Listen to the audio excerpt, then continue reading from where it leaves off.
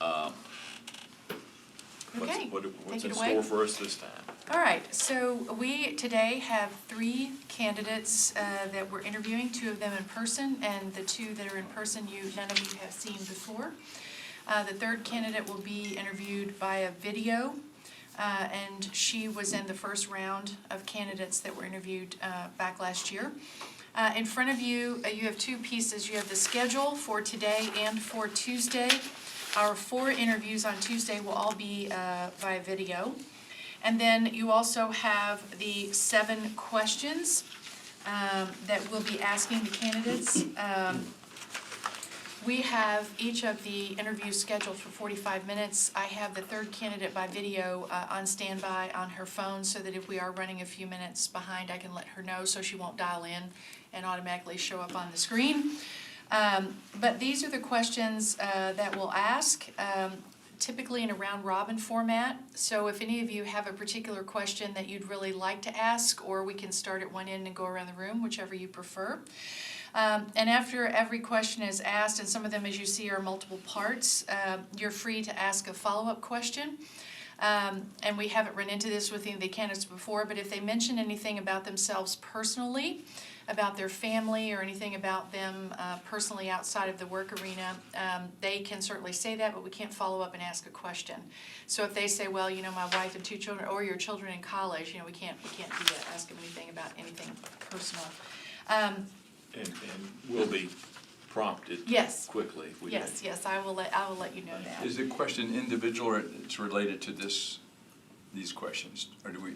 Yeah, these are the questions. These the are the only questions. These are the questions we ask. Now, if they, in answering one of these questions, if they say something that you want to ask a follow-up about, you certainly can. Something in their answer. And kind of what I think we did last time, and I would recommend the same thing, is that I'd lead off and I You guess do the I last one. close. Yeah. Someone in the middle has to do 2, and I would assume it's going to be you. You should never assume anything. It should be. Well, if it's not, she'll probably leave. Is this the same question I had last time? It's not, is it? No. Yeah, she changed it. No, because the group, the 5 of the 7 that you're going to be interviewing, we've interviewed before. And so we wanted to make sure that everyone had an equal opportunity, so these were changed up. So which 2 did you have that you kind of blended together last time? I just had one. I had one question, and it was the second one. Well, I need. Do you have a one you want to ask? I was going to say, as a matter of practicality, you just want to ask all the questions, and then we'll ask the follow-ons. Well, I was going to say we can, but as we did before, we ask these questions, and if we have I guess a follow relating to this, we can. Okay. But then we have time at the end to say, Yes. do you have any other questions? Absolutely. And that's usually when people have heard something. So we'll have at the end, the final one, we'll have a chance to see if we have anything else we want to So talk you'll about. ask all the questions, and we'll come at the end. No, that sounds good. But if I you like need a that. follow-up relating to this question, just go ahead and do But it. I was the best at this. I know you were, and I Yeah, man. We I know, couldn't tell I when know, you got I through. know. Some people thought I was interviewing for the job. I was just fearful about not only your aggressive, but you get that Red Bull. Very intimidating. You did Sitting that last out there time, too. in front of You did it. that last time. Take some people down. The other thing is you can ask anything that's on the application, including if there is a gap in employment dates, including if the last position that they put out there ended before, this month. You can ask about, what they've been doing, anything that's related to the application. Also, for the audit committee members who were in the first round, anything that you saw out in public domain, you are free to ask about as well. If when you were researching these candidates, you saw anything that you wanted to ask about, you can certainly do that.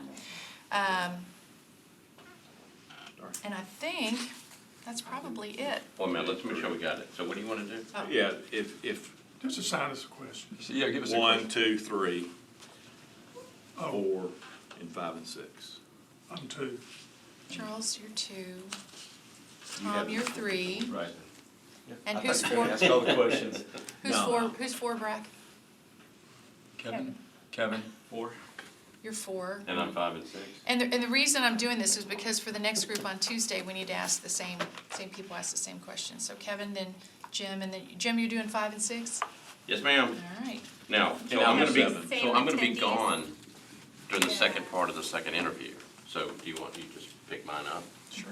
Okay, Yeah, and then I'll be back. yeah, Okay, can I ask one more question? yes, you can. Okay, so part of the reason we had trouble last time is that we, I know everybody's been through a background check. But there were issues regarding candidates that we wanted to delve into. If you Google a candidate, you can see things about their past history. So how do we do that? Well, if you, you know, if it lines up with one of these questions, you can certainly use it as a follow-up question, but something along the lines of, you know, I saw an article out there that mentioned this, that, and the other. Can you tell us more about that? Yeah, I think the key is that it's relevant to Yes. the qualifications for the position. Yes. The issue that you're asking about, as long as it's relevant to the qualifications for the position, then it's fair game. Yes, Okay. that's right. And administratively, we'll have, will be videoed, but we'll ask them to not publish it. Yes. Is that in your That's court? correct, And we're assigned to forward to Metro Council 3 qualified candidates. We can rank them. And we have to do that in a meeting, so we have to have a quorum. So if we lose anybody, we lose 2, I guess we don't interview. But it's my understanding from talking to HR that while it's preferred and the best practice to have the same people interview all 7, as long as we have a quorum, it can be different people. And it's not best practices, but versus we have to have a quorum. Because right now, we're scheduled to have 5 of our members here. So if we lose 1 or 2, we lose 2, we have to keep. And then we'll meet today, and then we'll meet Tuesday, and hopefully we can come up with that list. If not, we'll determine what our next steps are. Okay? Sounds good. And one of the things that I had talked with Bill and I talked with Shannon, our HR director, was with Councilman Suara not being here. After these interviews, she would have time to, you know, review the interviews if she wanted to, and then, of course, as being in Metro Council, she will be voting, actually, you know, when that comes forward, so she would actually be participating as well. So is she gonna be able to get to any of the interviews? Not in today person, or no. not next week? No, Okay. but we can get special access for her to review them. Okay. So ideally, next Tuesday, after the last interview, there's gonna be time, as you see on the schedule, for consensus, and the ideal outcome would be that you would identify those 3 with your top choice, you know, as Chair Reed said, to rank them, that you would send to council. Otherwise, it would require another called meeting to have that discussion. And the person, the successful candidate chosen would be fulfilling the term that ends June 30th, 2022. 2 years. Any questions? So one other thing is that, do you want to introduce us all, or do we want to run the room? Well, I will bring the candidate in and tell you his name now, or his or her. They may go around and shake hands with you. Once they're seated, I'll just take them through the mechanics of the logistics of the interview, and one of the first things we'll do when I finish that is have each of you go around the room and formally introduce yourself. But if they come and shake hands with you ahead of time, that's okay, but we'll still do a formal introduction. Okay. I need a couple of copies when you get a chance. Lauren and Brenda's. Oh, I thought I printed them all out and I had a file, but evidently I missed one. You need the resumes? Yeah, if you, Lauren and Brenda's. I can send I it. got them all, I thought, but I missed somehow. Can we send it to you? Well, I've just got electronic. I've got a set. Oh, You got that? I got all the others. Okay. Yeah, sure. Thanks. Here's mine. That's good, that's good. Is It's that the really one on? sophisticated. That's kind of how I did mine too. Ready? Ready? I'll go get Okay, him. y'all ready? Start. Any other questions? Thank Everybody you guys good? for being here. All right, thank you. I'll be right back. Thank you guys for coming back. Absolutely.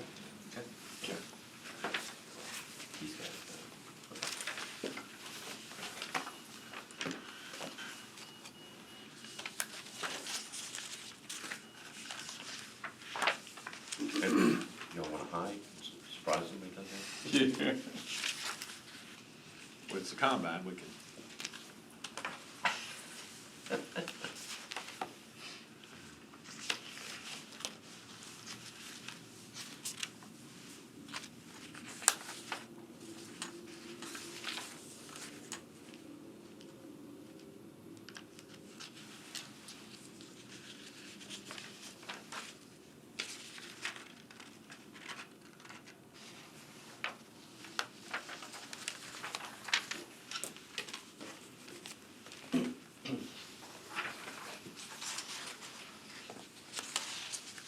Mind your way. No, we're fine.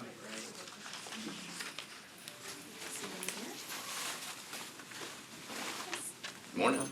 Morning. I want to introduce you to Paul Morris.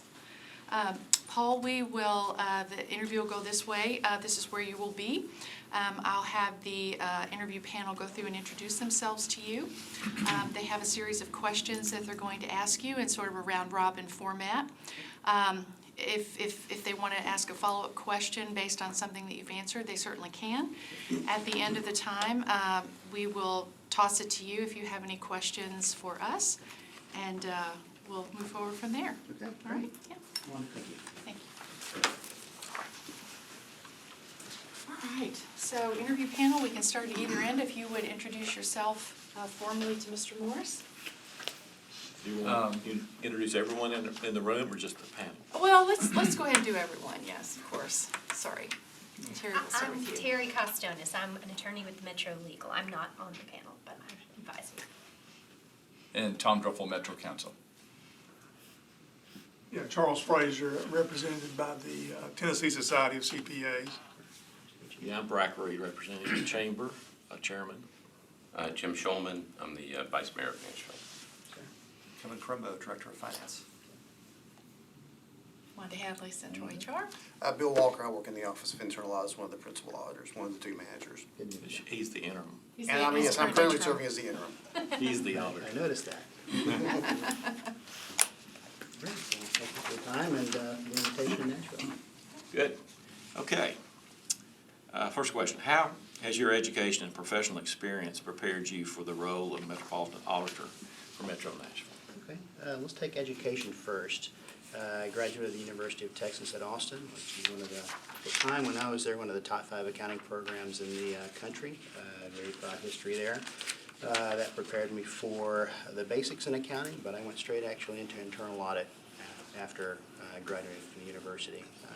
Set some pretty good study habits in place for me following growing up in a small town in Texas. So that was a nice awakening and lead into the professional world for me.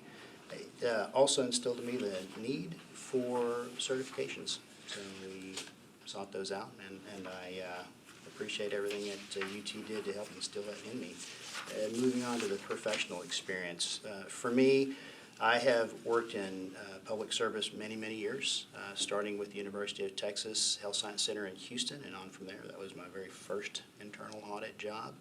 I worked in internal audit for several years, about 15 years or so. But then after that, the work experience took me out of internal audit. After I audited for the state, I'd audited in private industry for a little bit. Ended up at Family and Protective Services for the state of Texas. It was a very good audit environment, very well supported by governance and management, so it was a good place to be.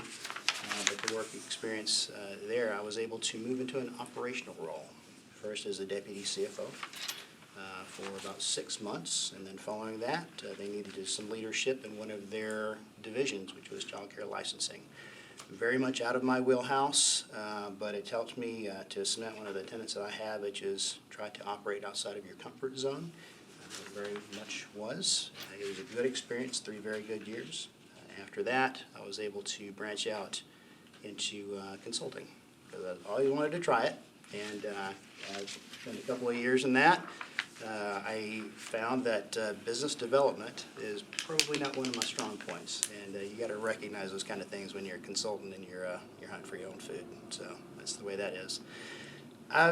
Over all this, as an umbrella, is a 25-year career in the Coast Guard Reserve. I currently hold the rank of 06 captain, and in that I was able to experience many historic events in the United States, starting with my first active duty recall, which was after the terrorist attacks of 9/11.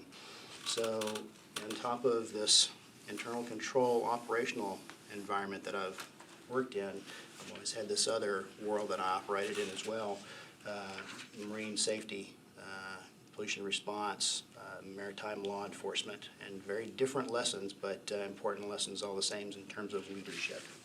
So that's where much of the leadership development occurred for me. It was during my time in consulting that I was asked to come on as executive officer for a large sector in Texas, and was able to do that for about 5 months. Took a couple of months off, and then Hurricane Harvey happened. And I'd always knew that I was interested in a federal career, or just an opportunity to work with that mission, which is very noble, which is emergency response and emergency recovery. So, and disaster recovery is where I currently reside now. So, after being recalled back to active duty, just following landfall for Hurricane Harvey, I did that for 60 days, and then was able to transition into a role with FEMA in 2018, where I currently reside as the director of the Texas Recovery Office. Very process-driven, again, a very noble mission, assisting with the recovery of one of the largest hurricanes in U.S. history. So throughout all that, I've been in internal audit for quite some time at a very strong basis. I was able to transition to operations in very different theaters, and that helped me see the other side of the table, which is very important as an internal auditor. It doesn't impact independence. I think it makes you appreciate what executive level leadership does and has to do, especially when it comes to ensuring internal controls are in place, and from time to time having to answer some hard questions in the internal audit process. Thank you. Yeah. What is the, can you tell me what the Texas Recovery Office, so you're the director of that right now? Yes, sir. That's not an internal audit role. No, that's one of the operational roles that I decided to step out of my comfort zone and do. So what we do in recovery for FEMA, FEMA is a grant organization. That's what we are. We're not first responders. The Stafford Act requires us to be asked to come into a state by the state's governor before we actually do anything. But the Texas Recovery Office was set up in 2018 in the aftermath of Hurricane Harvey.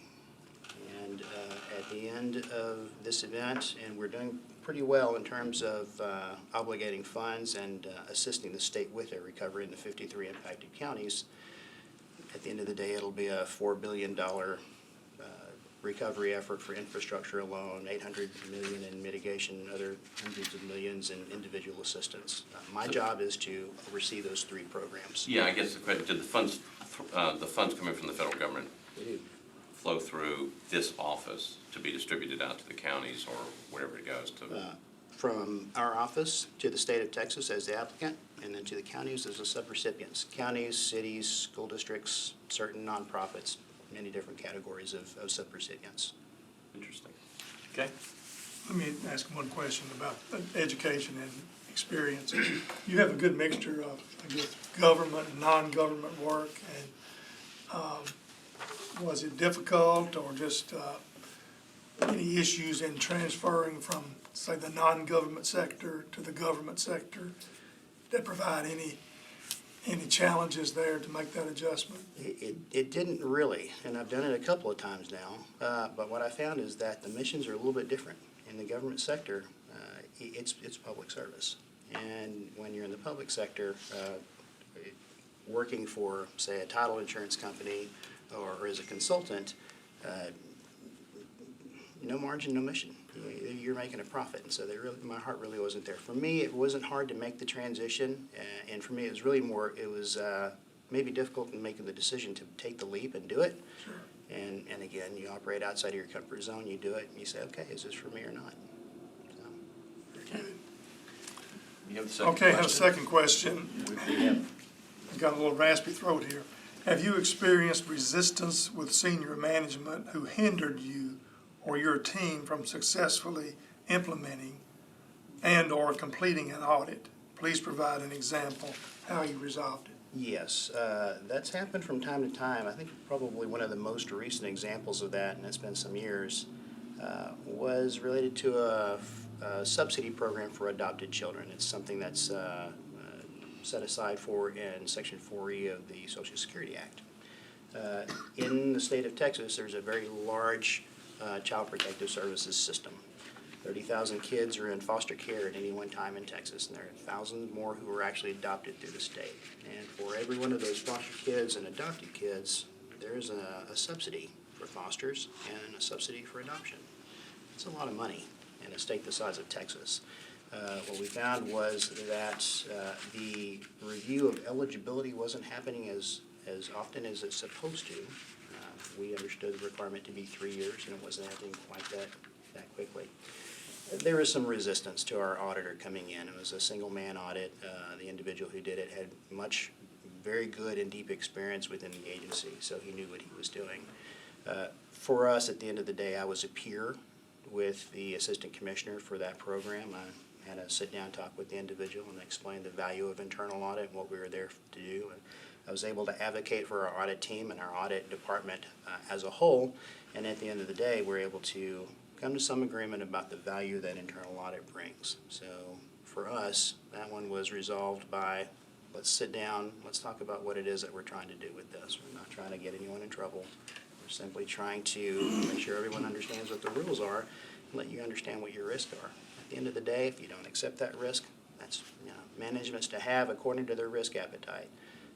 But we were able to get to the conversation, and they were able to bring some more resources to eligibility checking. Any other follow-up? Okay. What is your knowledge level of how municipal governments operate? How have you acquired the base of knowledge? Should you be offered this position, how would you continue to expand your base of knowledge? Well, I've learned a lot about municipal governments in the last 2 years and how to give them money. And they like that a lot. But also there's a lot of financial controls that needs to be behind that. I haven't worked at the city level yet, or the county level. That would be a new role for me. Sure. I've worked at the state level, I've worked at the federal level. But we had civics in high school, and I think that I'm a pretty quick study. For me, I think it's really about going in and understanding who the team is. You would first start with the organizational structure, start to create relationships, and learn about what it is that they do. I think it would be an interesting challenge and a fun challenge to find out and learn more about municipal government. They're all a little bit different, and I've seen municipal governments from Texas to Louisiana, here a little bit in Nashville, and doing some of the research that I've done in your government. I've never worked with a metropolitan government that was formed from a city and a county before. It's an interesting hybrid for me. So we'll learn about it. I think I would be very successful in learning about it simply because I'm curious and I'm able to create relationships to make sure that folks understand that what it is that I'm trying to do is just learn your world so that I can help you in it. So your thought is just learning the overall city organization would be the challenge for you? I think so. But it's a very set structure as I see it, as I've looked at the org charts and understand. It's large. There's a lot that happens, in a metropolitan government. So there's a lot of pieces there that you don't typically see in, say, a state agency. It handles everything for the citizens. So it would. I don't know that it'd be a very steep learning curve for me, but the volume's there, and so you pick up the tools and you just start working. No technical challenges that you could consider? I wouldn't think so. Metropolitan government is the best form of government. That's what I hear. And, when it merged, the city council is probably one of the best you'll find anywhere in the country. Especially when we have a vice mayor. yeah. Specifically with the vice mayor leading it, yes. So I take it, well, I'll ask it later. I stick to the script, right? I'm done. Great. Yeah, so the question I've got is about management style, and you talked a little bit about that already, but, you know, when you think about your highlights and what would really showcase the way you like to manage your staff, what comes to mind? Trust. Yeah. For me also, there's a very distinct difference between management and leadership. So for me, as a leader, I try to be transformational. And for me, transformational leadership ensures that, or working to ensure, that a group understands what the intent of the leader is. And you can apply that to a 300-person recovery office or a 12-man audit team. It's a pretty important thing to do. If they understand what it is that you want and you sit down with them to understand what your intent is, you're better able to explain what your objectives are. But let's answer the question, my management style, my leadership style. I am very much a trust but verify. One of the first things that I do when I come into a new organization in a leadership or management role is to learn the team and learn the individuals and find out what their strengths are as individuals and their strengths as a team. And then we go from there. We try to make sure that we leverage those strengths whenever we do the work whatever it is that we're doing, whether it's internal audit or managing or regulating a function of a state agency. And sometimes you need to bring folks in to make that happen. Sometimes those resources that you need to go out and find them and be creative about how you bring those in. But for me, it starts with trust. And I'm kind of wavering, kind of going to a lot of different places. That's a 4-hour leadership lecture for me. But How about tracking their performance once you set that expectation? Do you have a methodology that you found effective? I do. I actually am fairly blessed in this, in that with the U.S. Coast Guard, I've been able to see 24 years of a performance measurement process or system that's in place for officers. You don't see that in a lot of places. In a lot of our careers, you know, folks just don't stick around in one place 24 years anymore. But I've been able to see how that performance management process works. So for us, it's really about setting goals, having core competencies that you measure. And one of the very first things that I think the successful candidate in this role would do is sit down with William, Bill, and the rest of the audit staff and understand what their current performance management, performance measurement processes are. And as soon as you understand that, I think you're better equipped to actually manage performance and give feedback, or setting expectations up front, helping people identify goals. And you tie that to an individual development plan if you need to, because not everyone's on the same path or at the same place in their career, right? Some folks need a little bit more training and education. Some folks like to go in different directions. You may have someone who wants to get their CISA, Certified Information Systems Auditor, right? So that's where their strengths lie. Someone else might want to look at risk management. So you try to identify the areas that they're strong in, and work with those, and then see if you can get the resources in place to help them develop professionally. And all along the way, you're measuring the work that they do and being candid with them in terms of the feedback on their performance of how they do. So I presume being candid with them, sometimes you've got conflicts that arise. So Sometimes. do you have a style of conflict management that you've found to be effective for you? I do. I listen first. You have to. And I'm not a screamer. I'm not a yeller. It's hard on the lungs. It's hard on your vocal cords. But you listen first.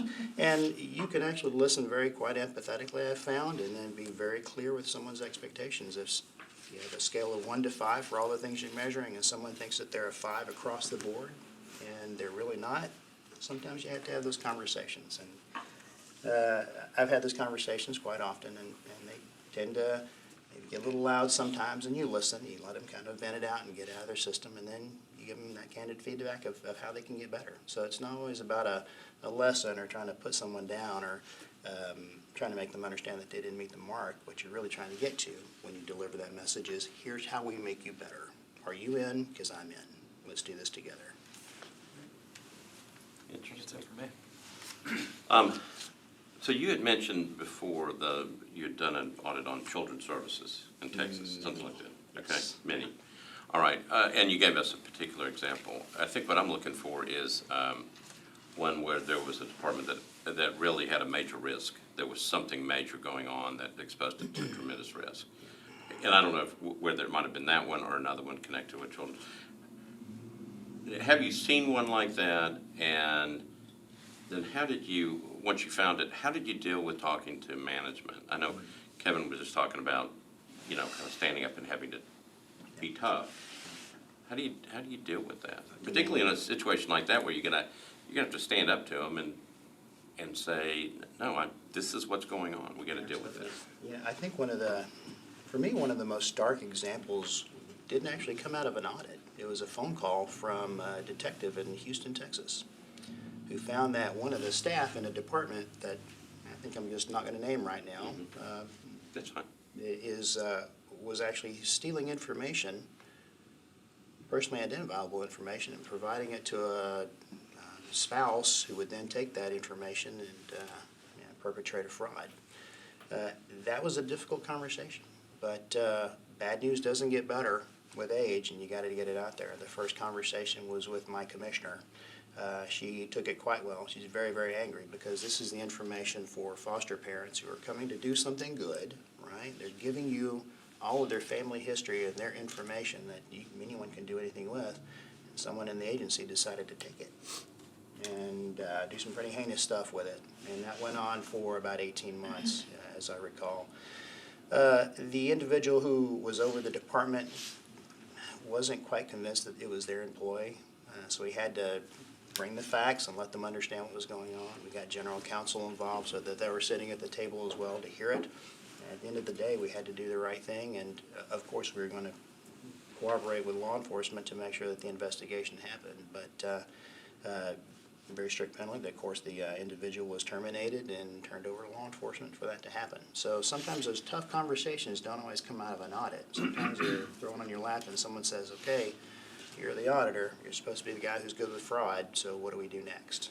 So that was one case. Have you ever run into one where, again, I understand the risk there, but another one where substantial risk, but you've got a department or agency that doesn't understand, try to figure out whether they're an employee or not. Sure. But it's theirs. They own it. It's theirs. They may not want to own it, and so they push back. So have you run into one like that? I think maybe another example that might come close to that would be a revenue capture audit I did in a hospital once. Revenue capture in a not-for-profit hospital. That's kind of it's an interesting dynamic because there's much charity care. There's a lot of care that happens in the county. And of course, there's the work that happens with the insurers. And with those insurers, that's your most, solid payer group. So, and this has been several years now, but I distinctly remember that there were two aspects with that. One was we found some issues with the revenue capture that maybe wasn't being done as tightly as it needed to. And conversations occurred that someone didn't quite see the risk as we saw it. The second part of that was later on in the finance section when there were, we would do agings of accounts receivables. Yeah. And the finance department wanted internal audit to do those. It's a little bit different because the risk is there, but that was an example of the division, and this might get to part of your question, the division that was responsible for doing those agings, they didn't have the resources to do it. They automatically assumed that internal audit could do it on a regular basis. And once you do that, we are taking a monitoring role, and internal audit becomes less than independent fully. So having to let that individual know, this isn't our function. You're going to have to take on and be able to monitor this risk for yourselves. And that conversation was pretty tough, but we had to let the individual know that this was their function to own and they had to handle it. So, and it all sort of tied back to making sure revenues were collected on a regular basis. All right, let me ask you one follow-up question. So I know you've been involved in government. You're obviously involved in government right now. Yes, sir. From a Metropolitan standpoint, from a Metropolitan government standpoint, particularly over the last several years, we've had some pretty significant audits, high-profile audits, where there are cameras in the room, people waiting for the audits, a lot of exposure to it. How do you use all your training to deal with that type of situation? And, I mean, obviously, if you're with FEMA or if you're the state of Texas, you're going to get some of this. But we're a big city growing very, very quickly in the middle of very tight budgetary concerns. And so there's a lot of stuff flying around. And so high-profile audits, both from the standpoint of just being able to deal with all the pressure involved with it, but also from the standpoint of doing your job, which is, when you get in those high profiles, sometimes that political pressure is pretty intense. So how do you deal with all that? We'll take pressure in general. Sometimes you just need to step back, I think, a little bit and understand the other side of the table, understand where the pressure's coming from. But at the end of the day, if it is a stance that you understand that you're right, you've worked with governance and management, they think that the internal auditor is correct, sometimes you stand your ground. And sometimes it's not a very popular stance, but at the end of the day, it's something you have to do.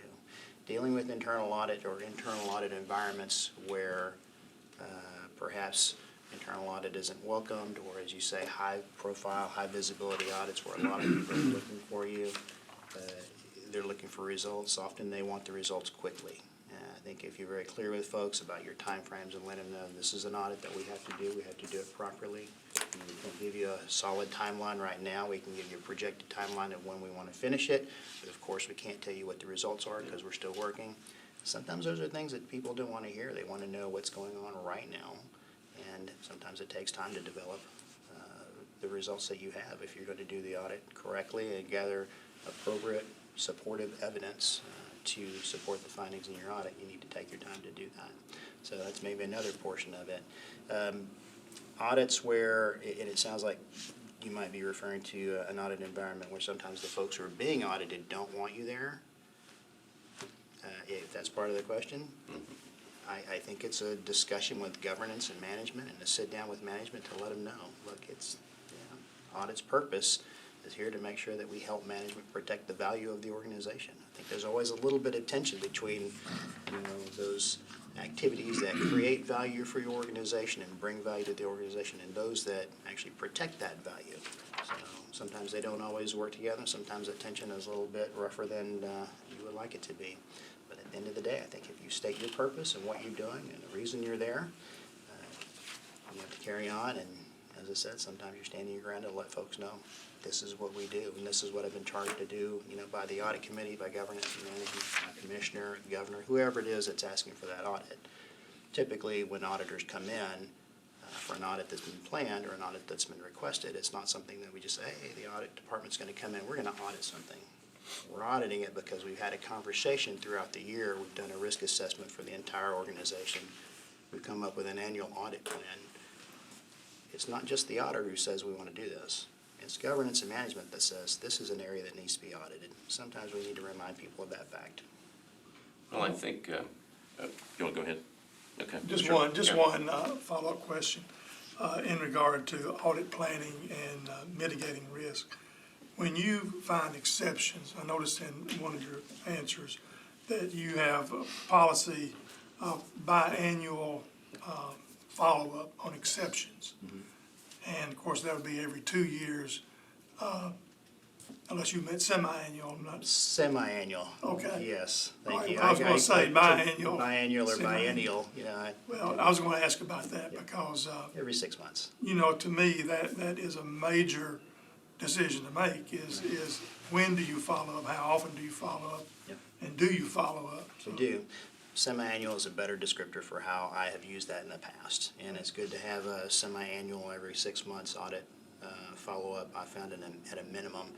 And if you stick with the time frame, I think it lets management actually plan a little bit better because you know that audit follow-up is going to come in 6 months. There are some deliverables that we have to have that we're going to actually give to the internal auditor so that they can attest to the audit committee that actions have been taken and corrections have been made.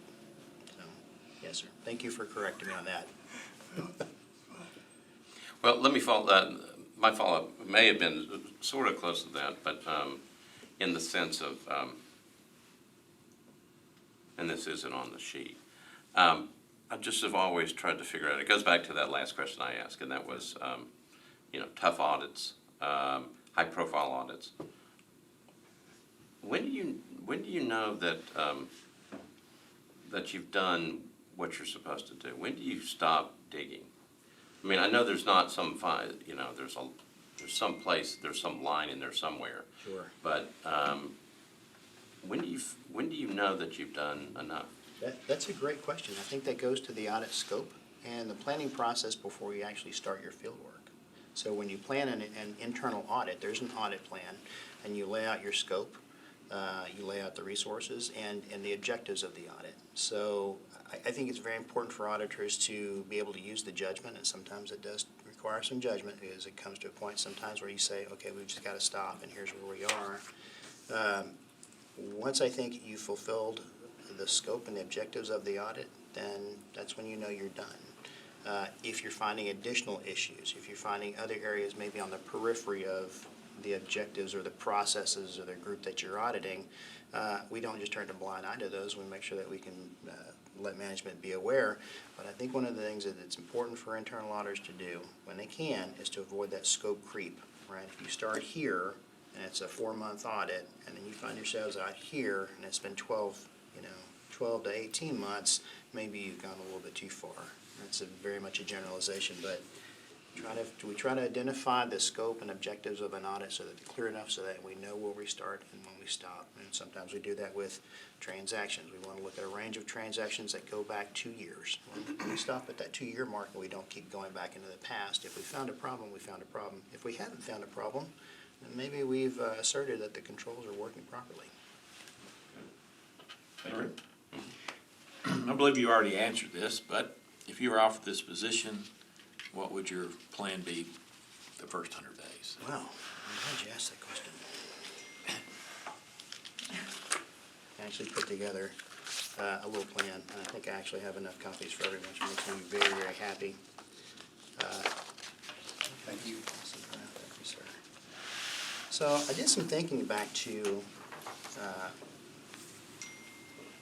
some actions and activities that have worked for me in taking over an audit shop, and some things that haven't worked so well, because we don't always hit a home run. I can still remember my very first audit job as a director, and I'll just say it was a learning experience, but it sure got better from there. And as I set things down on paper, these are the things that I would do that I think have made me successful and given me a bit of a leg up on the task at hand, both in internal audit, but also in operational. So, first immediate actions, and I won't read all the bullet points, but connecting with the direct reports and identifying individual and team strengths. We talked about that a little bit. The org chart, establish relationships and find out what it is that we do. Identify potential concerns from the leadership team. For me, this would be interesting and different. Working with the city council, I've never done that before as an employer, as an audit director, but I think it would be interesting to do that and very much try. I've worked with audit committees and I've established committees or relationships with audit committees before. I've worked with some good ones. I've worked with some audit committee members that were very, very prickly. You just have to take them as they are.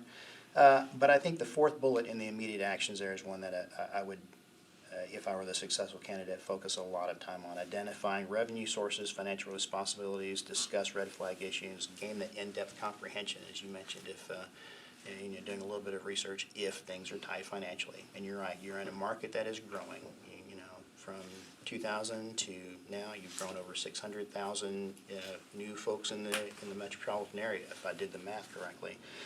That's one of the areas that you might want to focus on. So You may have seen some of the red flags flowing when you walked into the building.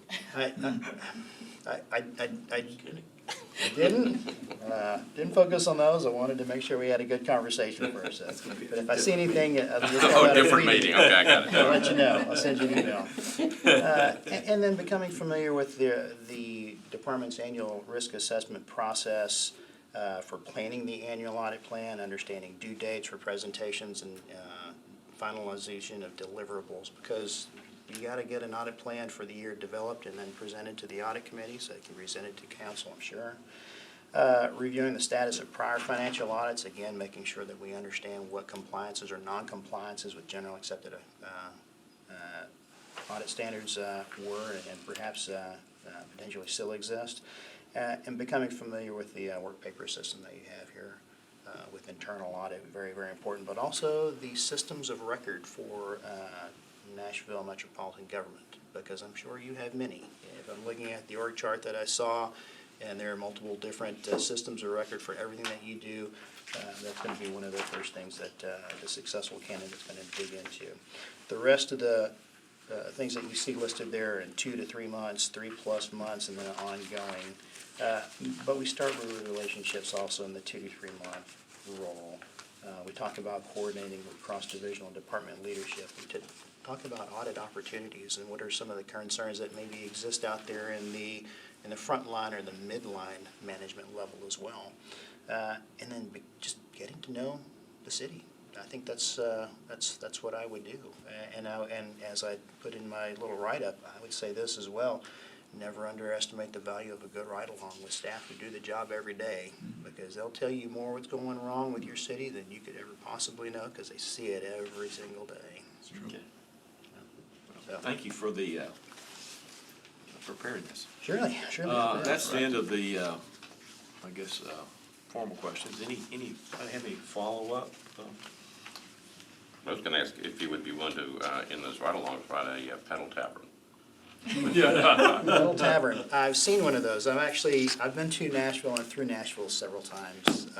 That was the first time I saw one of the pedal taverns, and I think it looks like an interesting place to be. I have a question. How many auditors or how many people have you managed through the process? What is your span of control of and some of your more involved positions? Both internal to audit and outside of audit, I've managed teams from 6 to 600. It depends.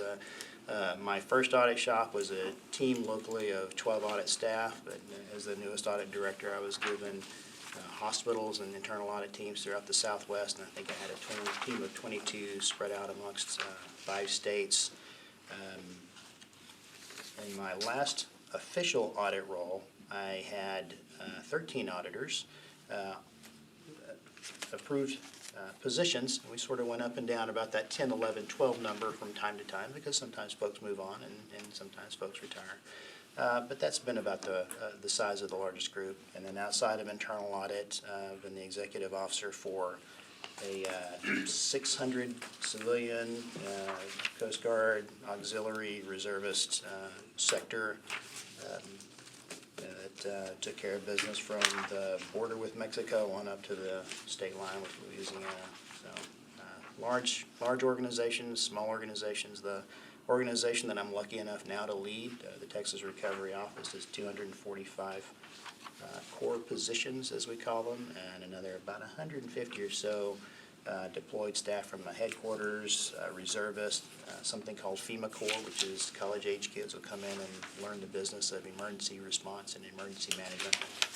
And so, large and small. Sure. Yeah. So I have a little bit of a more unusual question.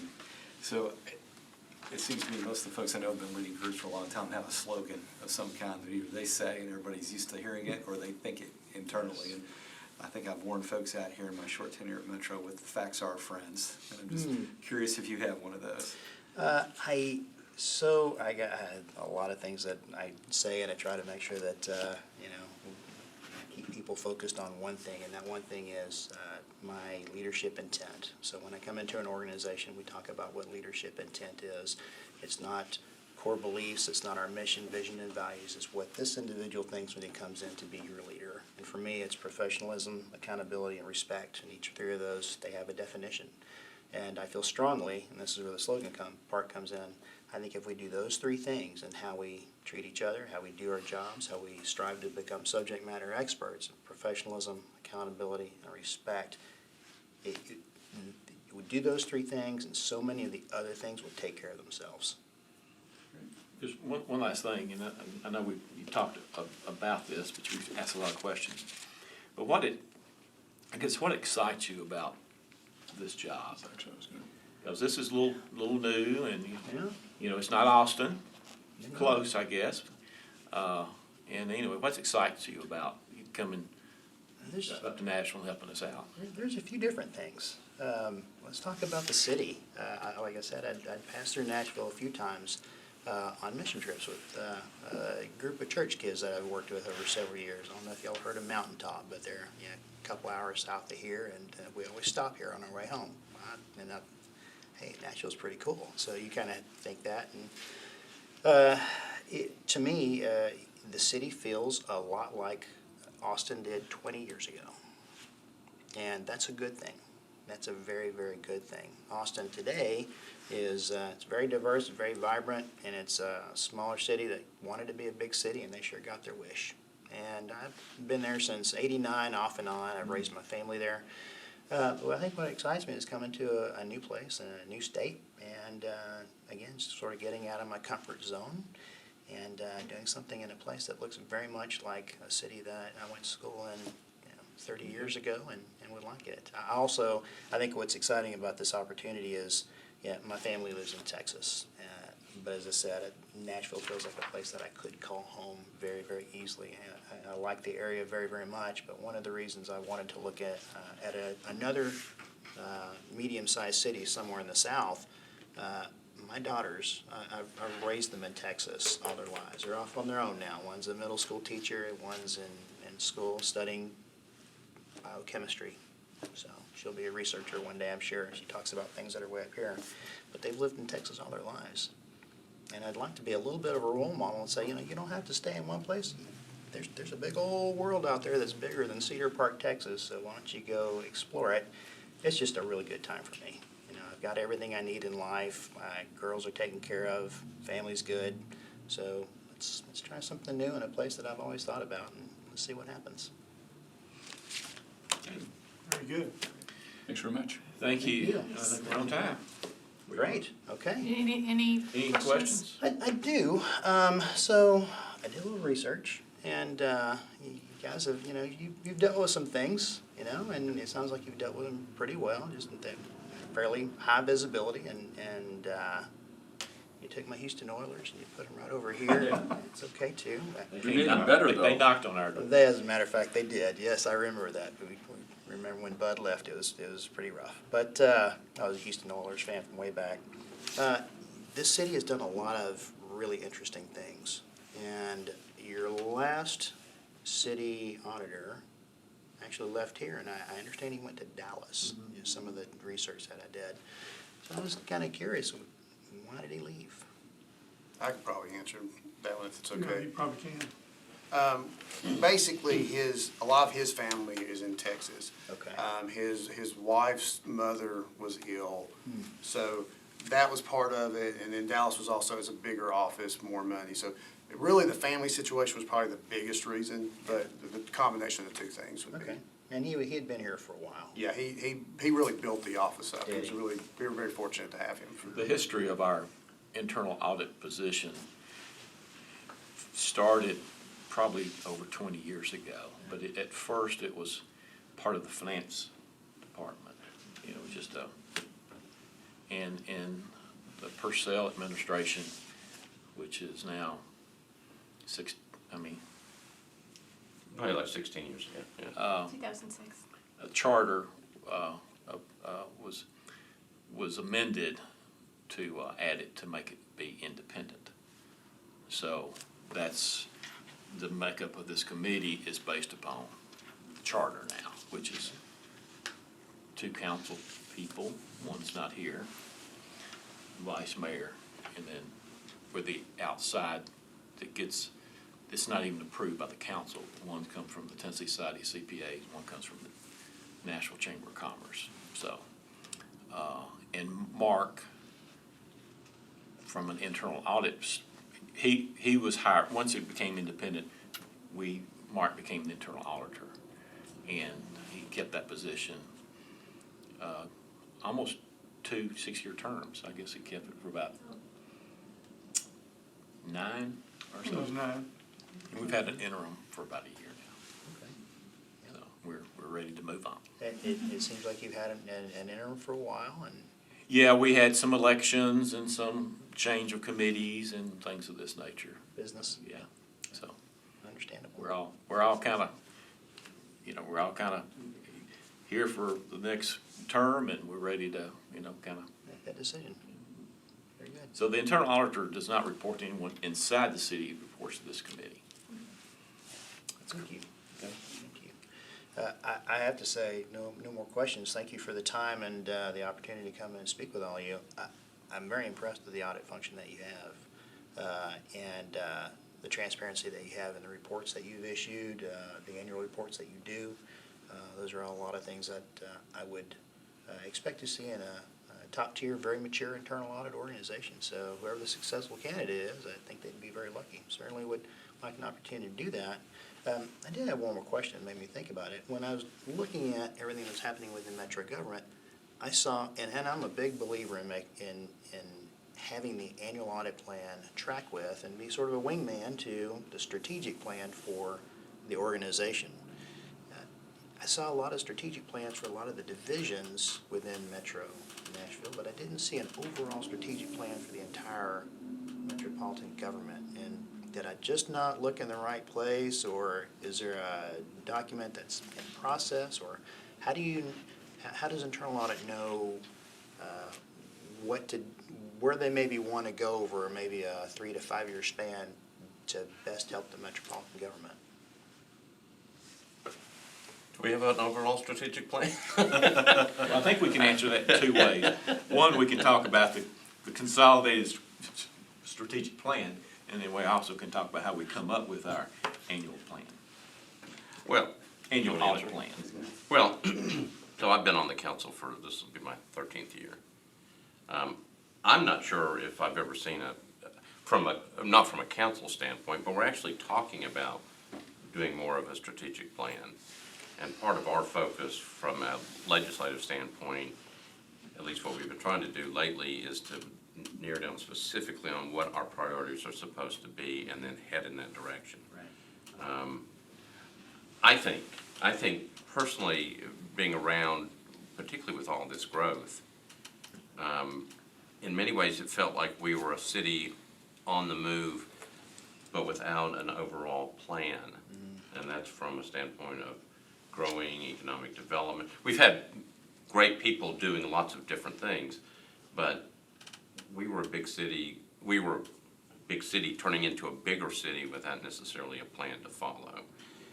I think what's happening is that people got concerned about that, and there's more of a focus, at least seems like lately, on where are our priorities supposed to be. Okay. And so it's, education, public safety, affordable housing, infrastructure, getting back to some of the core things. Now, so we've all been aware of that. Now, we obviously have a new mayor who is going to present in about a month with the State of Metro address. And so it will be his first really big opportunity to kind of set the vision, the strategic plan, at least for the next year and maybe for the next couple of years. Yeah, I'd say he's right. We have a strong form of government here, so it's a merit administration that drives, a great deal of the day-to-day. And as you pointed out, we have a sizable council due to the consolidation of the government all the way back to the 60s. And so where we are now is really, as Jim described, I'd add to that, we've had 3 mayors in very recent history, and that's been an unfortunate series of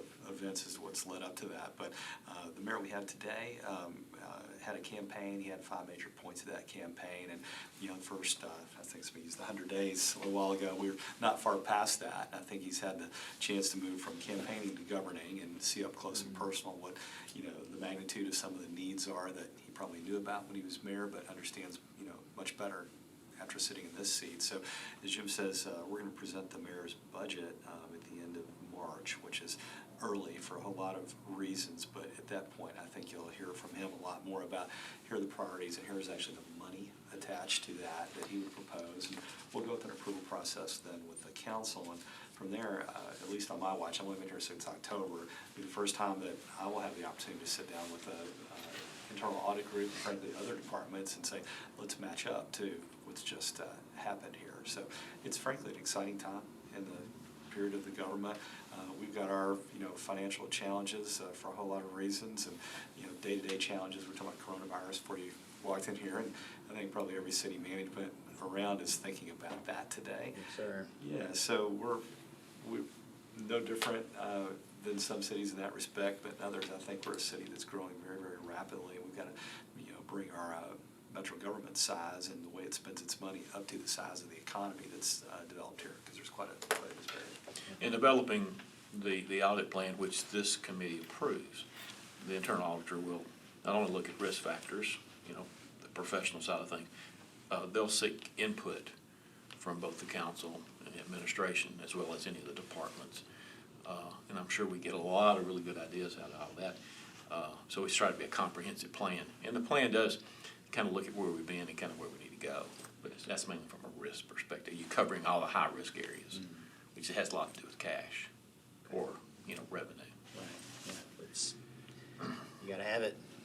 But this committee, which is comprised of both the council and administration and independent, will, that is one of our main functions, is to approve an annual and any changes to the plan. Okay. Well, it sounds like internal audit will be a big part of that. That's a good thing. Well, That speaks well of the environment and the tone of the top and how that comes down. Okay, well.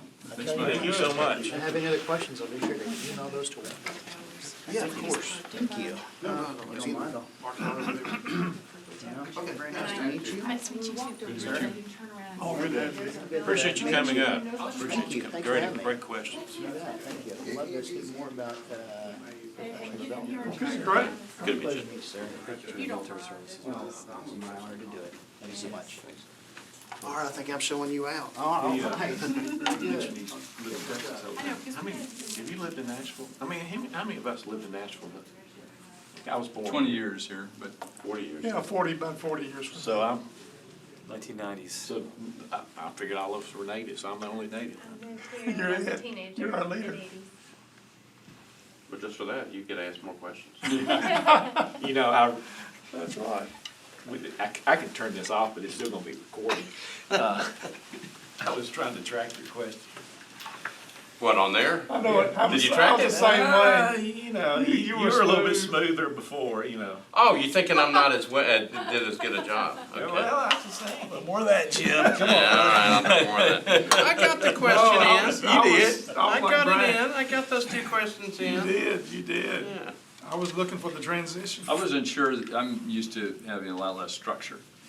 So I usually move in other directions, it's- but here's a little, I didn't know how far to go after the questions, because I could have another 10 questions, but then, Well, there was the time, I was watching the time, we need to kind of watch that, but we still need to be asked the questions. But wanted to let us know if we're kind of drifting into.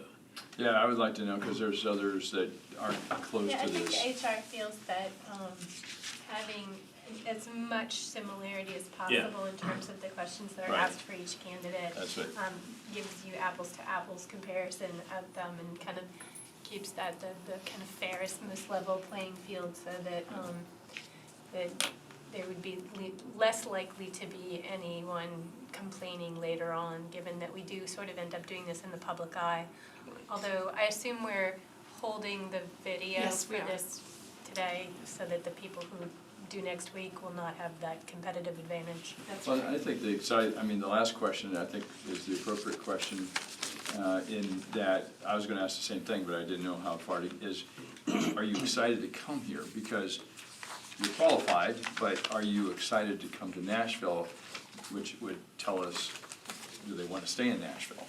And so I think that isn't on the list, but it seemed like it would be an appropriate I think it's a question. great question. Yeah. Okay, I didn't know how far to carry Yeah, no. what.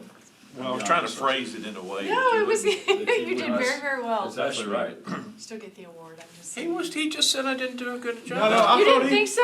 I thought he did well. He did it again. He It went was into this smooth. question, I looked down, I went, dang it, that's the next question. Before, I thought he was going off script. I did And then I really, and he was so good at it. If it makes me look at that list, that is how good it is, because I was thinking you were going down a different path, I went, no, that's the next You That have was the talent. next question. You have a talent. You still get the Thank Oscar, you. I'm just saying. Well, so I'm gonna have to leave in just a few Yeah. minutes, okay? So, Well, Lauren's here, so. so Kevin's got he's gonna take care of my last 2 questions. I'm gonna leave all my stuff, if that's okay. Don't be looking at my iPad, don't be looking at stuff. Okay. I already know you, Okay. I know you code. Okay, that's It's great. I have to finish by 3:30 though. Oh, we'll Yeah, we'll be be finished done way by before that, yeah. But I'll be, as soon as I finish, I have to do a webinar. And for some reason, I have to do it. So as soon as it's finished. Well, if you It's prefer, 1:45. we can move those questions up to the front. Yeah, you just move yours. have the transition.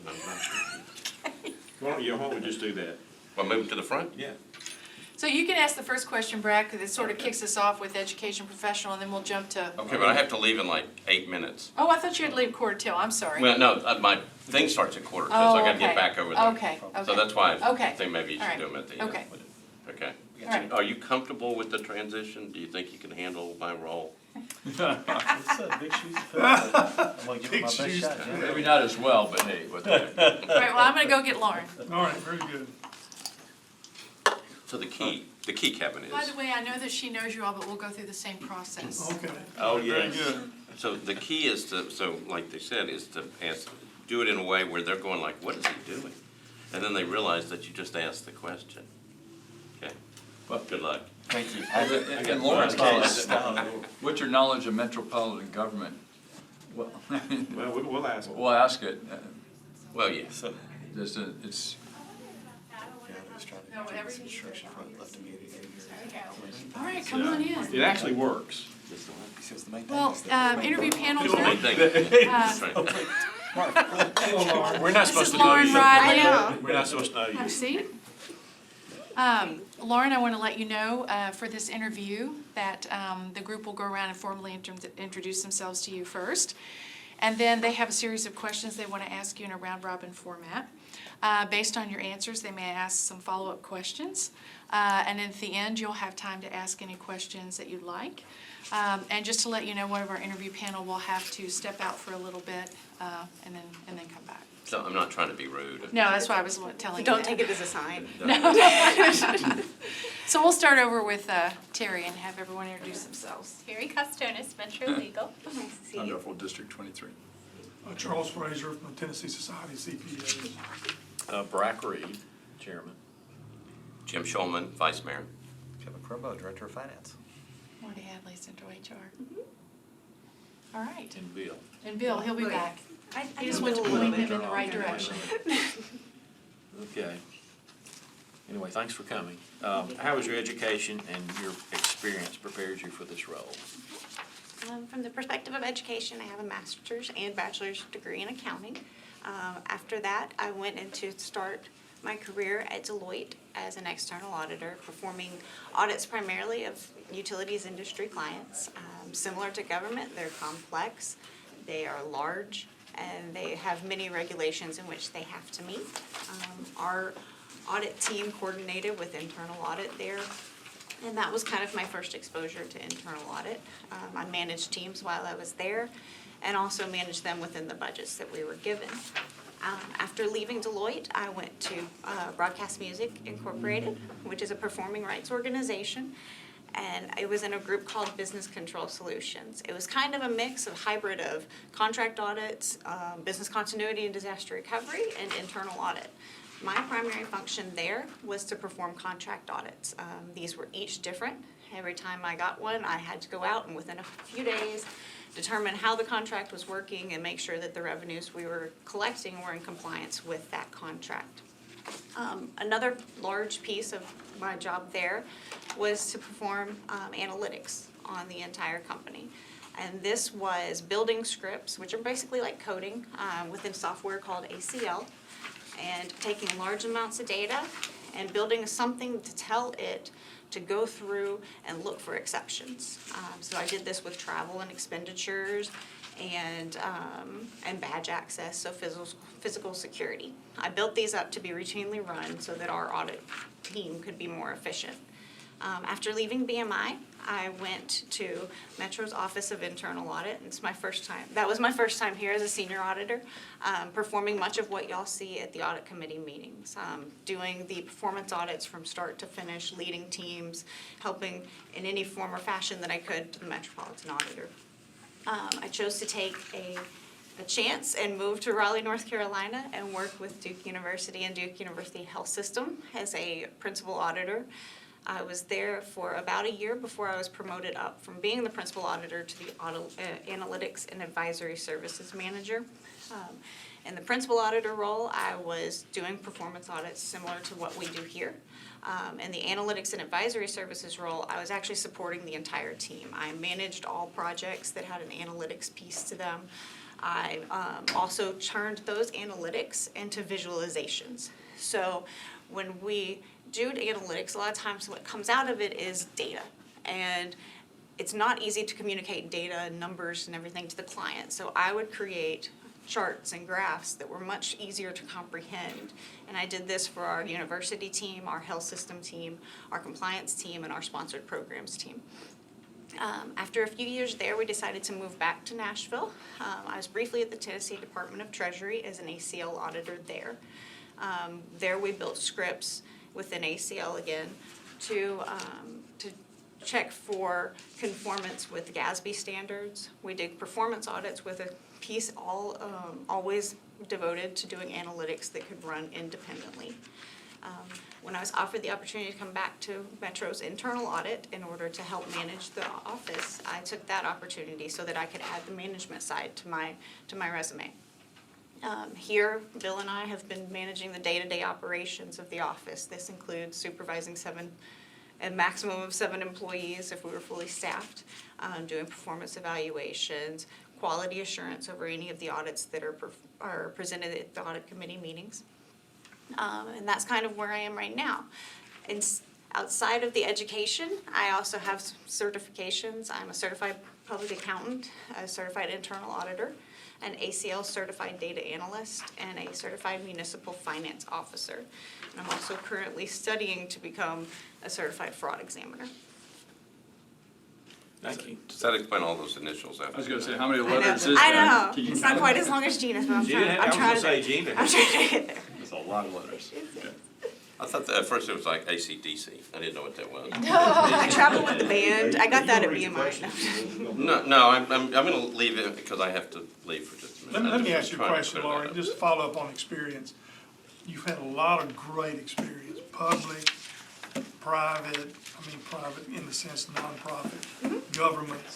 What is there about internal audit at Metro that you really enjoy? I enjoy that every project is so different. At BMI, any type of internal audit is its standard company. So you've got your basic human resources, payroll, accounts receivable, accounts payable. It doesn't change that much. In Metro, I could go forever and always find a new different piece. It's not just police. There's all sorts of different functions within police because we can't audit police all at one time. And so I know that every given year, I'm gonna learn something new.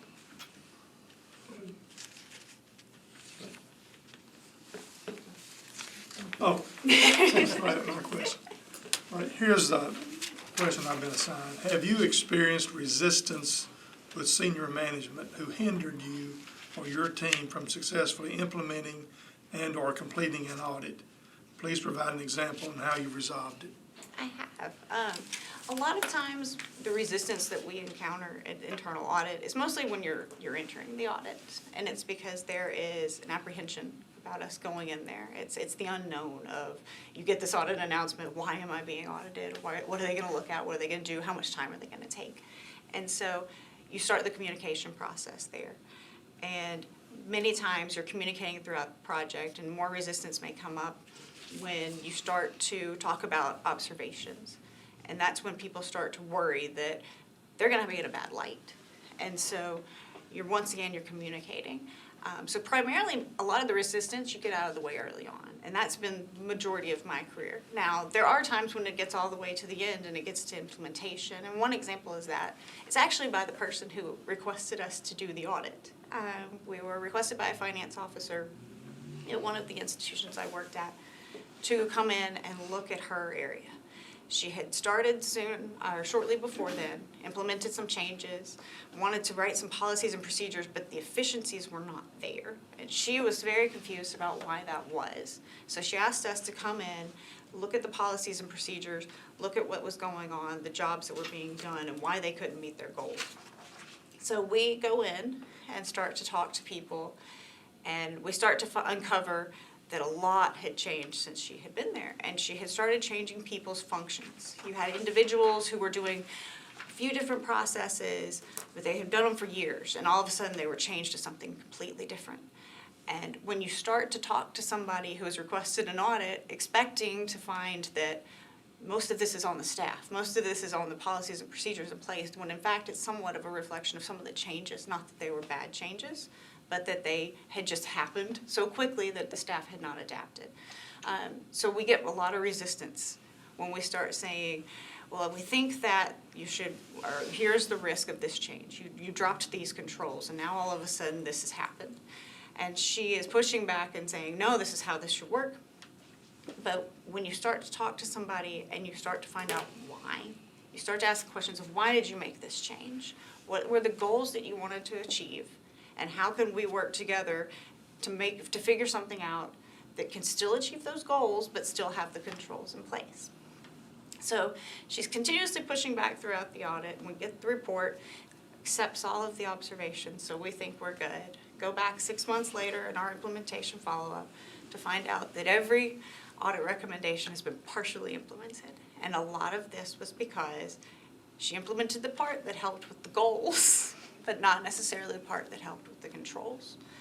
And so we go back and we talk to her again, but this time we pull in her supervisor, who was aware of the audit, but it was also placed in the reliance that she was going to be the one to actually implement each of these recommendations.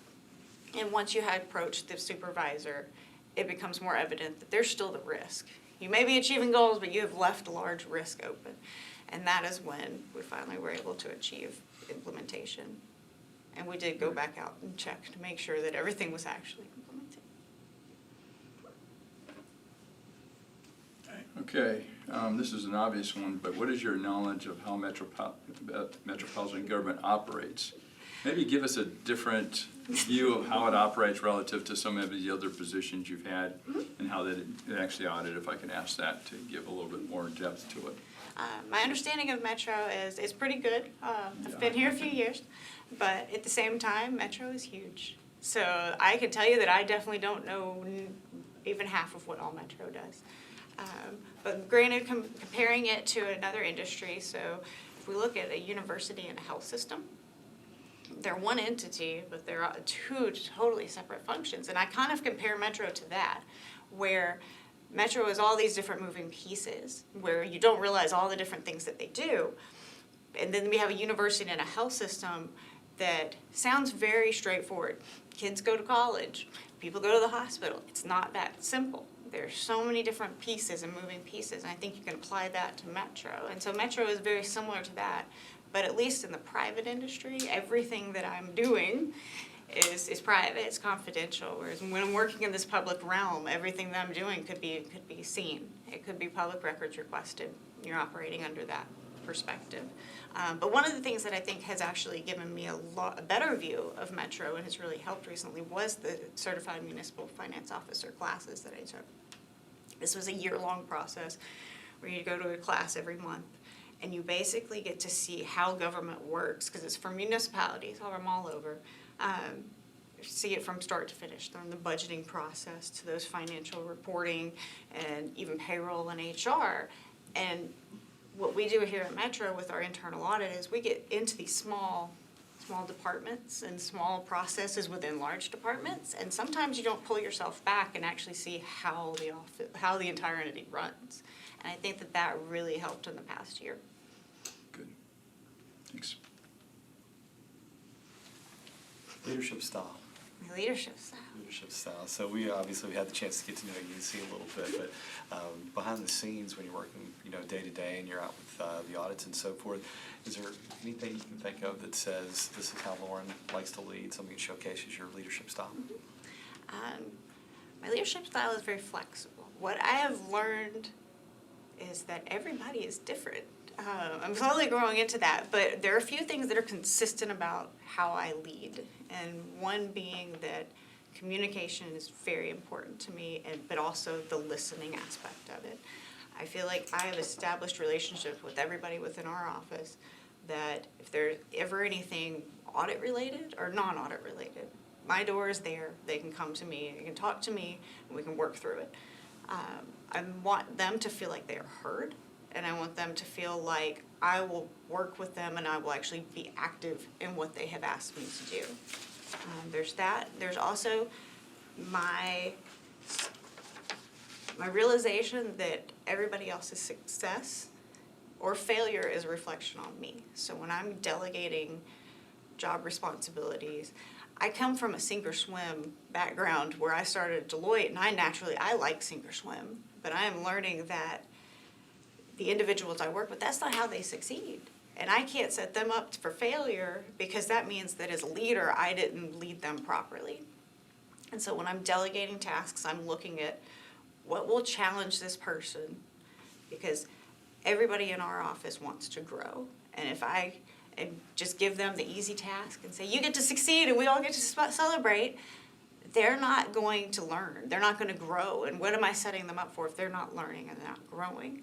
So I'm going to set them up for that challenge. I'm going to be there to help if they need it. But I'm going to make sure that they're on a path that they will succeed. I'll push them back if I have to, but make sure that they succeed. When you do those sorts of things, how about tracking their performance? Have you found some methodologies that are effective that you like to use? This time around is my first time actually doing like performance evaluations, real deal performance evaluations, and it has become apparent that some of the things need to change, and it's very difficult to be consistent.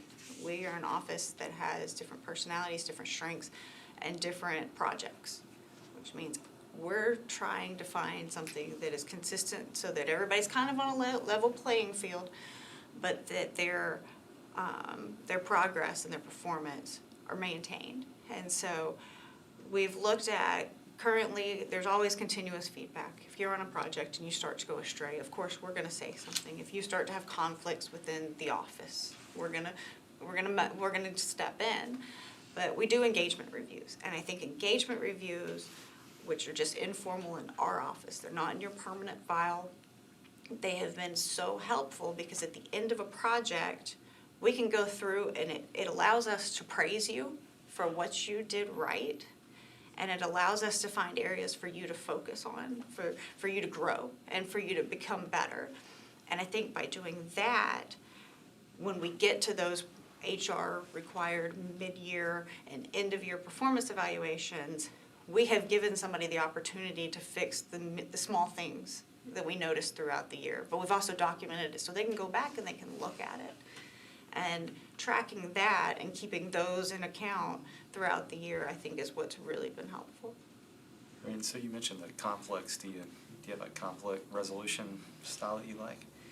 Depends on the problem.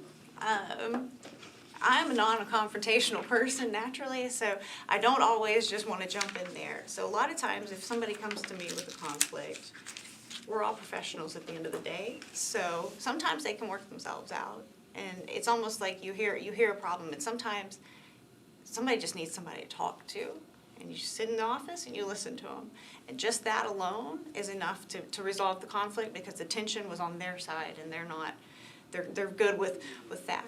But there are other times where, yes, we've had individuals who don't get along, but it's sitting them down in a room individually first, hearing both sides of the story so that they both feel heard, and then coming together to actually talk to each other.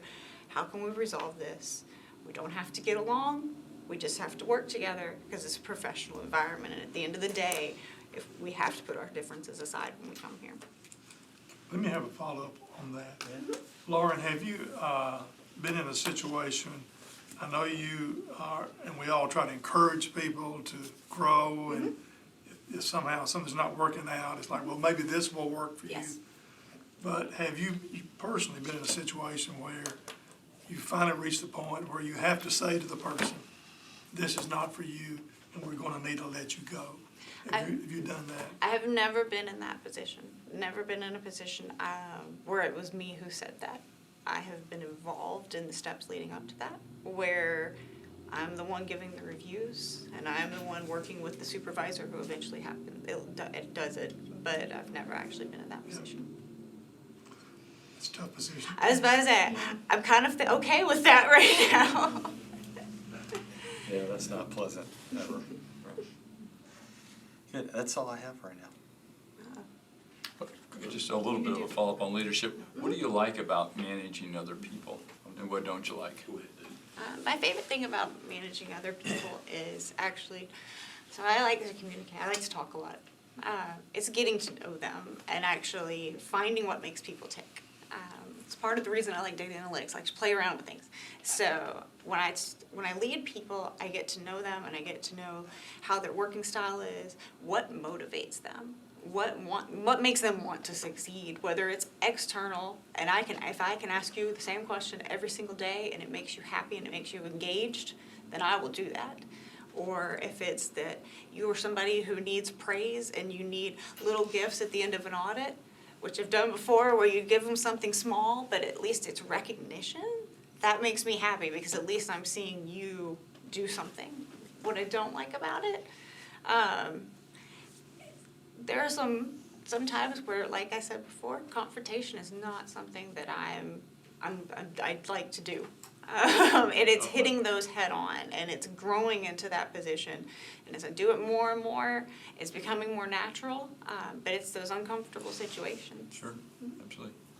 I think you're stuck with me for a few more questions, because That's Jim fine. finished at Red Bull and needed to take a few laps to work it off there. But have you been involved in an audit, or even led an audit where you thought the department was really exposing the government to a major risk?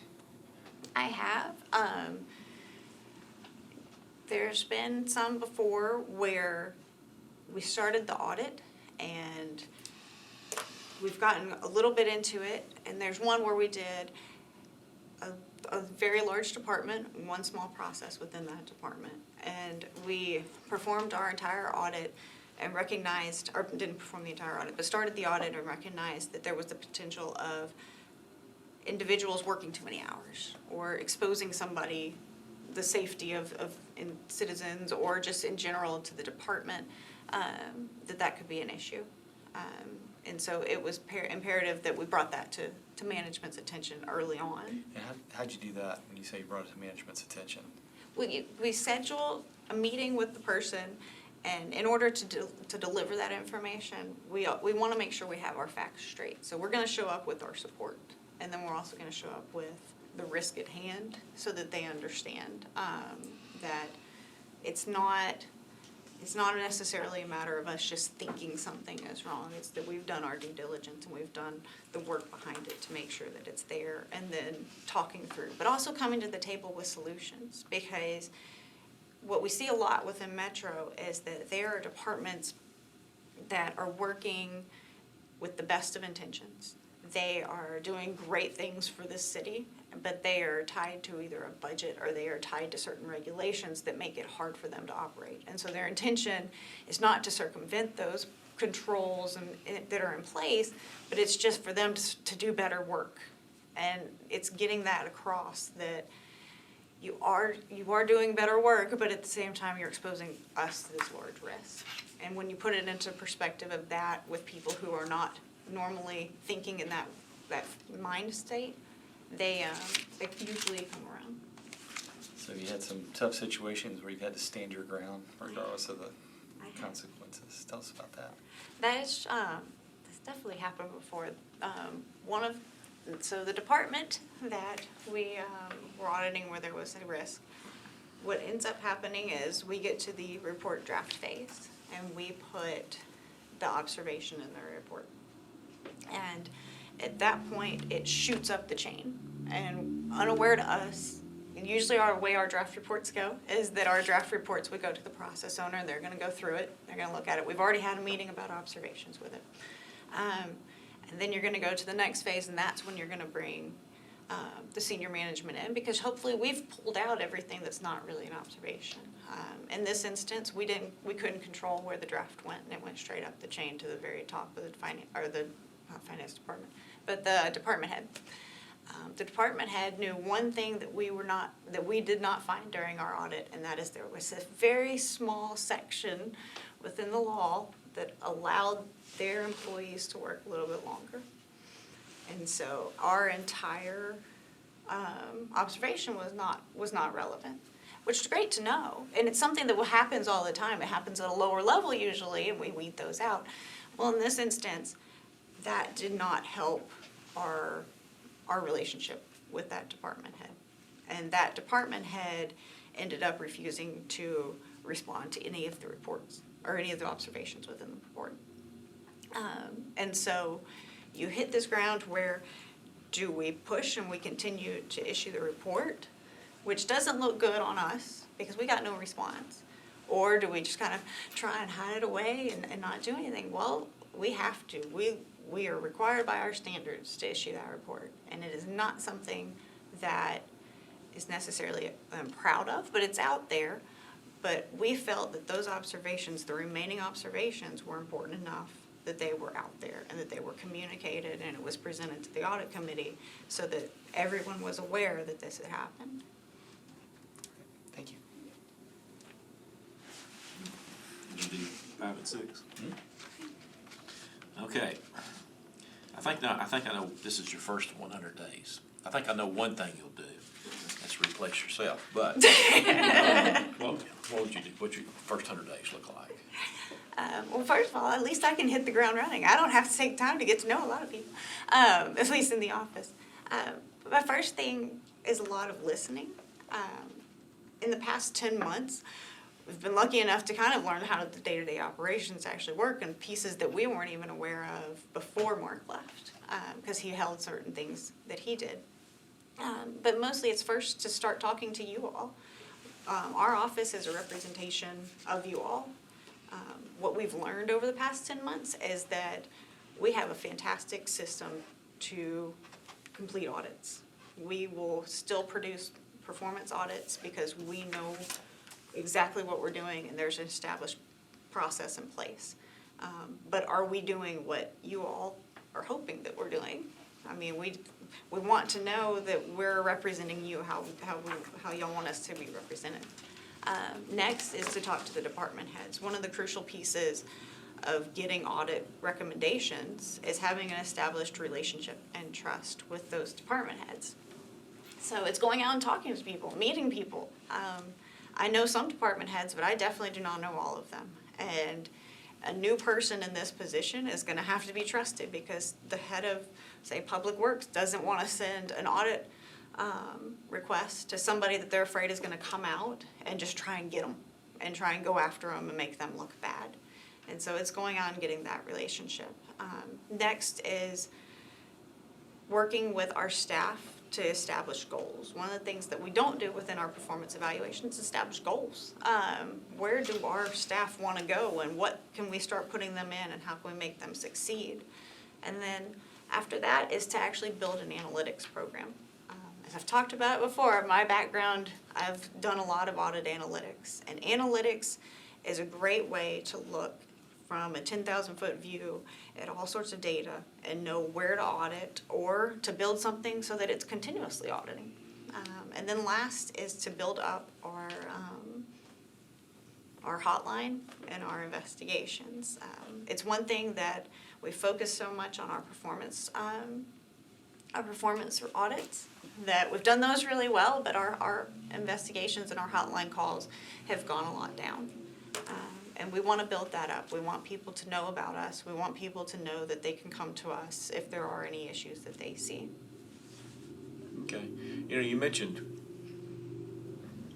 developing relationships with, I guess various departments, but I guess from a philosophical standpoint, the internal audit function should be considered something that departments should dread or should understand that they have the trust of saying that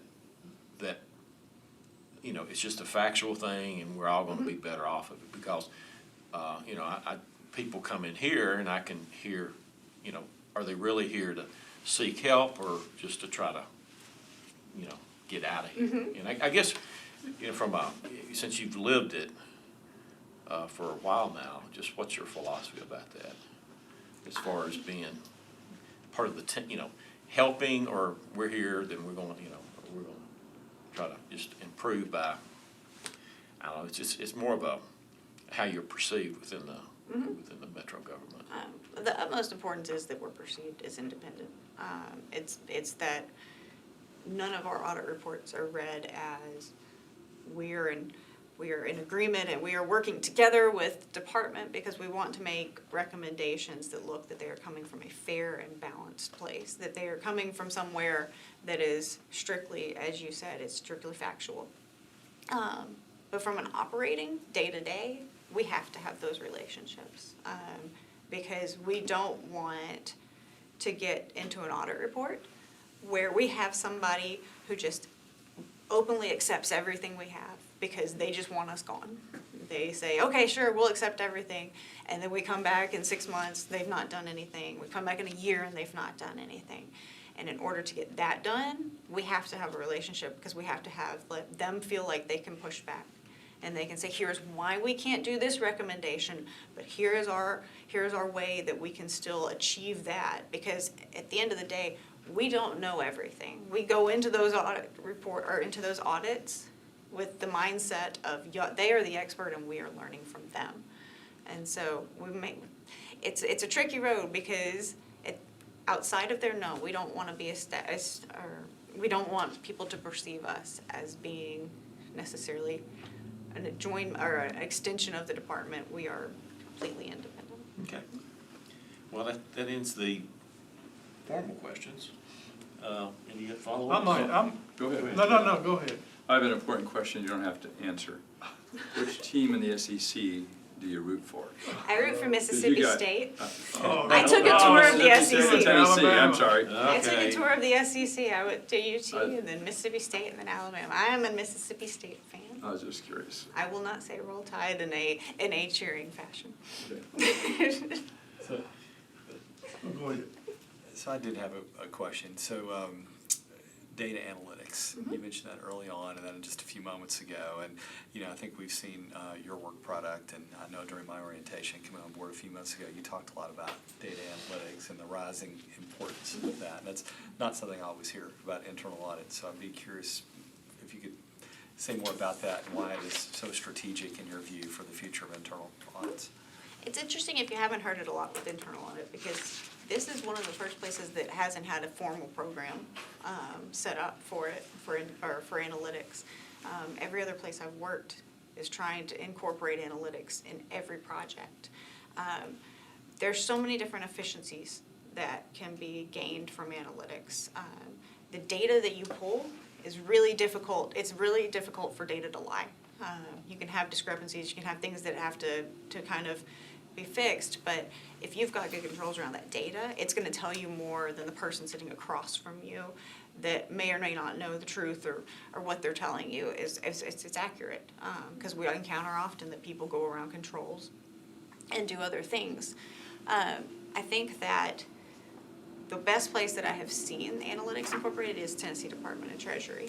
Every performance audit has a piece that has analytics in it. They utilize analytics in order to evaluate their pension plan.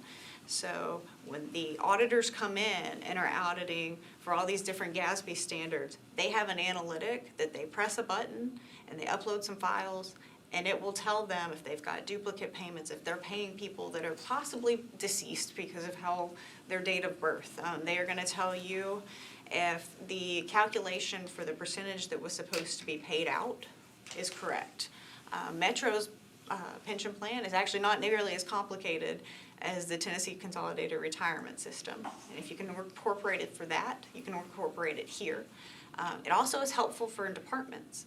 If we have one analytic in place. With the implementation of R12, it's kind of stopped for now, but it looks for duplicate invoice payments. So it's always searching for whether a duplicate invoice number is in there, and we can send that out to accounts payable, and they can research it. Now that's helpful because accounts payable may say, well, if we're working with this and we have this analytic that we eventually can do on our own, then we may be able to take some time away from focusing on looking at all these different invoices or paying attention to one thing and do something where it's more valuable. And you can help both departments because eventually they can run them on their own, but then also audit, get some assurance that the work that's being done within this data is there. And so, for instance, hotel audits, we can look at the change. There are certain hotel audits or certain hotels that their payments have changed month to month or gone down significantly or up significantly, where there might be an issue. So maybe when we decide to do a hotel audit, we're focused on that instead of just who's paying us the most money. And usually that's the hotel that has pretty good processes in place. So related to that, I wanted to ask a question about in training and developing, as far as best practices, do you, or does our internal audit area attend sessions or learn information from other cities, maybe even outside Tennessee, and what their best practices? We do. We're members of the Association of Local Government Auditors, and we at least send one person every year to the national conference. The Association of Local Government Auditors, which is ALGA, is from all across the U.S. And so Mark Swan is a member in Dallas now, but we are all members of that. And it offers the ability to go online. There's message boards. There's risk registers where you can look and you can search to see other audits that other individuals have done. And so we have this network that we're building through. And that's just one way. We also have the IAA that we are all members of. Our CFEs are all members of the ACFE. And they're local chapters that we will utilize for local meetings and trainings. But then also there are the national trainings and regional trainings that we'll send somebody to if we look at the schedule and think that it's something that could be really pertinent to us. ALGA's the best one though, because they see other things that happen in local governments. And then you can actually get some really good ideas from just the audits that they put out there on their website, because sometimes emerging issues out in Seattle may be much bigger than Nashville, but it may eventually come here. Okay, any other questions? Thank you. Do you have any questions for us? Honestly, I don't have too many questions. My first question mostly being, what area do you hope that this position focuses on and improves in the beginning?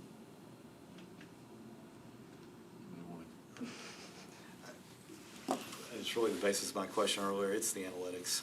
I really believe that this function's been going really, really well. I think Swan and Pruitt both have done a great job, each in their own way. And our relationships with departments are, generally pretty good as a finance department.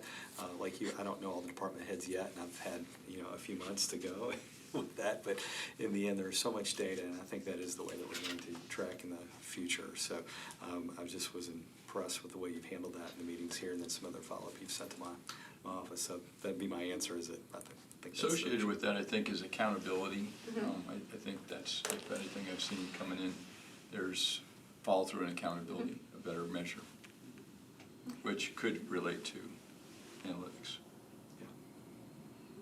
Obviously it's been a year since we've had a permanent, so bringing stability to both, to the staff, to the department, get it staffed the way you want to, get the plans the way you want to, and then kind of get, not get back to work, but just kind of working the plan and be an integral part of, Metro, new administration, the new council. I mean, there's a lot of newness going on, and this would be good to kind of start looking forward. That was my main question.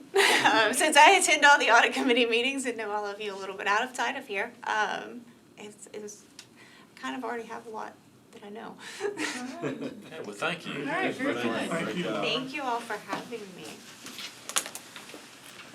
Even though Vice Mayor Schulman left. He's on TV somewhere. It's nice to see you again. He's doing a webinar, so you can probably pick it up. Okay. Thanks, Laura. Thank You you can so jump on the much. webinar and say, and ask him a hard question. Thanks, Lauren. Thank you. Thank you, Laura.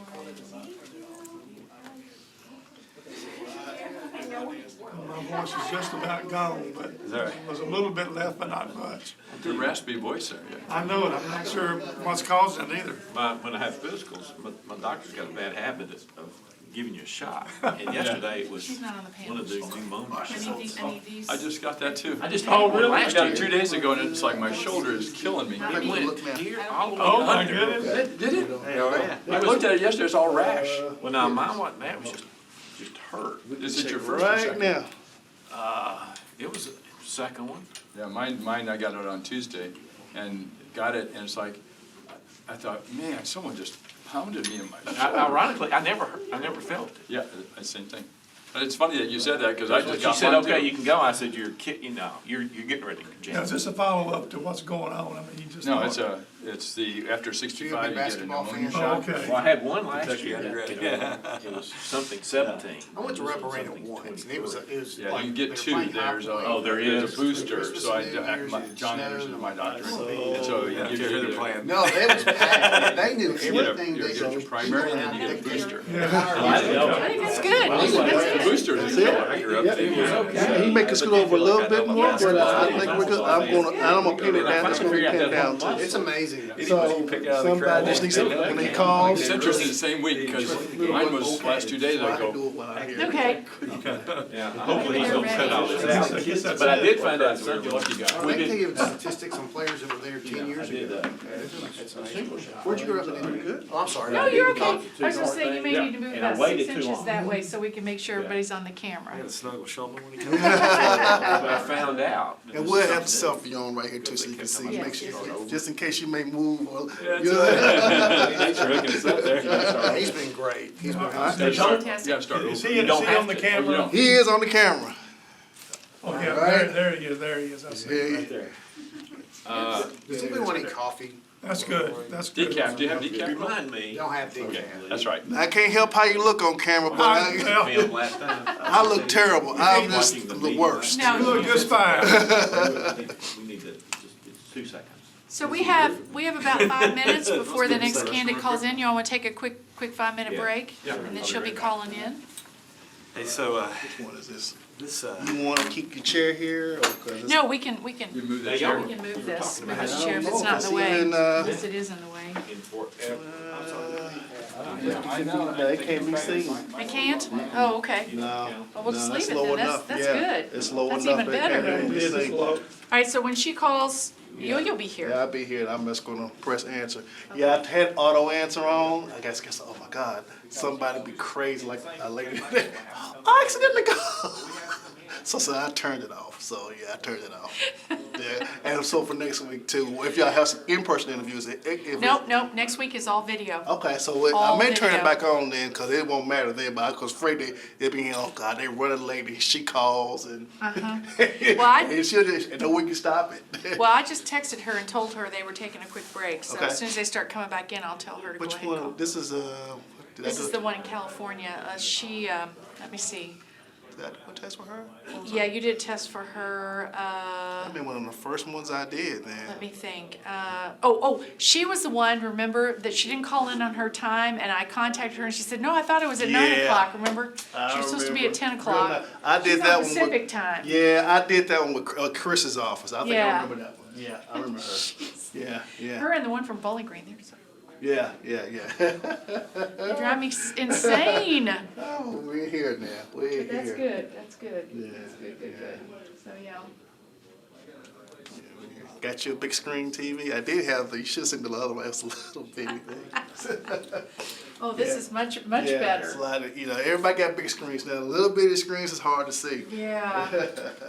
Well, especially because some of these are older. Yeah, yeah. I mean, it was, I take that, it was more like a 24-inch. Oh, gosh. Yeah, and we were gonna put it right here. It's like, then when they said they're recording, I said, we'll get a rolling card. So it worked out.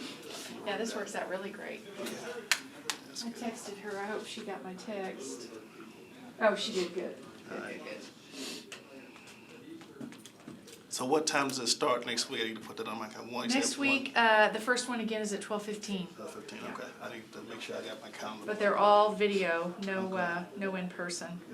A couple of them we had to kind of work with but most of them, it was pretty smooth. So Well, that's why you test, that's why, because you don't want them doing that while you're here. Okay, do this. no, shut no, down, no, no, yeah. So they're I ready agree to go. with you, them Yeah. testing ahead of time is perfect Yeah. because,